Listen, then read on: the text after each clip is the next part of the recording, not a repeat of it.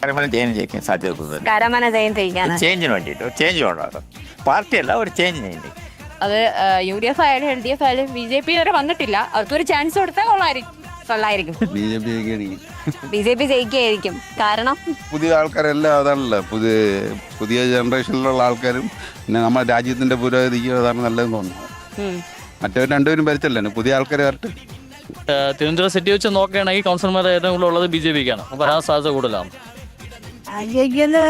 BJP ആയിരിക്കും.